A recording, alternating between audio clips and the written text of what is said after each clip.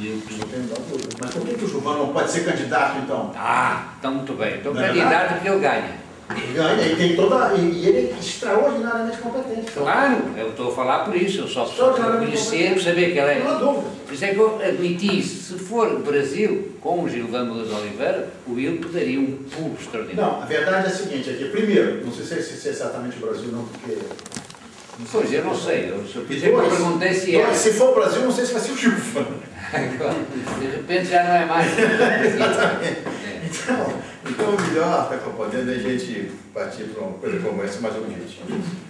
Mas posso só complementar uma coisa em relação ao acordo ortográfico, que é um aspecto que aqui se fala pouco, quer dizer, fala-se no aspecto editorial, no aspecto... Eu volto aqui a Timor-Leste. Um cidadão Timor-Leste na Assembleia da República, não sei se o embaixador recorda, falou até antes de mim, e ele disse assim: meu Deus, vocês já mandam tão poucos professores para Timor. E mandam uns que são brasileiros, aquilo da porta esquerda ou da porta direita. Por favor, se entendam. Por favor, se entendam. Quer dizer, um cidadão de Timor-Leste devia ser professor, creio eu, quer dizer, no sentido de que realmente o acordo ortográfico era importante até para esse aspecto, não é? Mas eu queria falar do problema do aspecto da educação, do aspecto da alfabetização. Quer dizer, se nós pensarmos realmente o que vai ser em 10, 15 anos, a diferença de se saber que todos os monitores que são enviados, seja de que país for, para ensinar em África, no Timor, ter a consciência que em Benguela, em Cabo Verde, em Timor-Leste, o ensino é feito exatamente da mesma maneira, quer dizer, a criança, aquilo que falou, a criança vai aprender do mesmo jeito, esse aspecto vai ser revolucionário. Daqui a 20 anos é que se vai entender a importância extraordinária deste acordo, no área da educação, da alfabetização. Vai ser um tiro e vai aumentar extraordinariamente a capacidade de se poder ensinar nesses países de menor preço. Eu só queria, só para ver que ponto chega a coisa. Na penúltima reunião dos ministros de Negócios Estrangeiros, que não foi em julho do ano passado, mas foi em novembro do ano passado, que a última foi em julho, eu disse ao meu ministro o seguinte: eu falei, ó, você vai ter que assinar 16 vezes esse documento aqui, que é um acordo. Mas foi, eu falei, porque agora eu quero que seja, estão podendo, nas duas ortografias. Eu estou exigindo do secretariado que faça o documento em duas ortografias, nas duas ortografias. Era justamente para mostrar, não é, deixar patente o absurdo da situação.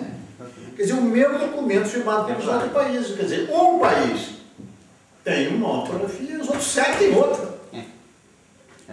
Acabou que, evidentemente, da hora de assinar, o secretariado acabou fazendo uma só. Né? No tempo, fazia em português do Brasil, não sabia como é que era e tal, então ficou por isso. Mas eu fiz essa brincadeira aí, eu queria que fosse levado assim. Eu gostava só de, num minuto, só dizer uma coisa, em complemento ao que o Sr. Embaixador disse. Não cabia na cabeça de ninguém traduzir Jorge Amado para português de Portugal ou traduzir Machado de Assis.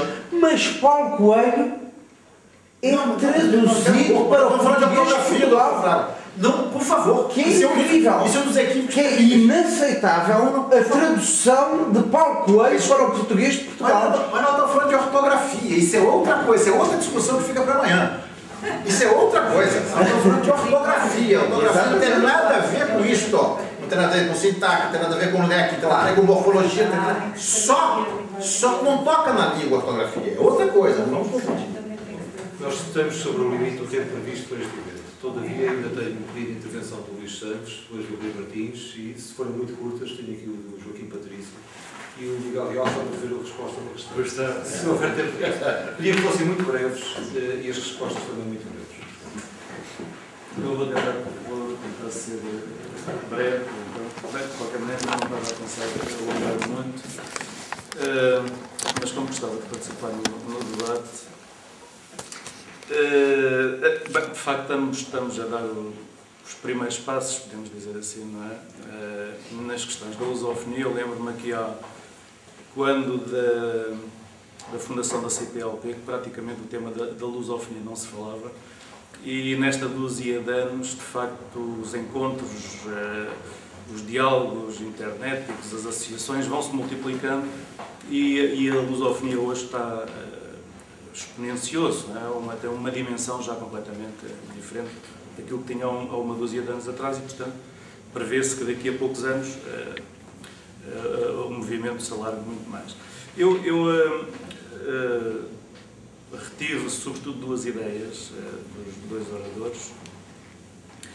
E a ideia do Miguel de que daqui a 100 anos, talvez nem seja preciso tanto, se o projeto lusófono não se mulatizar, é um projeto falhado. Achei muito bonito, uma ideia muito bonita, e que de facto traz-nos para um problema com que nós nos batemos, não é? Que é, por exemplo, a relação que temos aqui entre os autóctonos e as pessoas, bem, como o Brasil, não é? Esta miscigenação que caracteriza os nossos países, e que, portanto, de alguma forma temos que pacificar as relações e definitivamente encontrarmos, não é? Porque é esse desencontro, que é uma coisa que ainda está longe de ter acontecido, mas, portanto, aproveitava um pouco esta ideia e também a questão que foi metida ali inicialmente,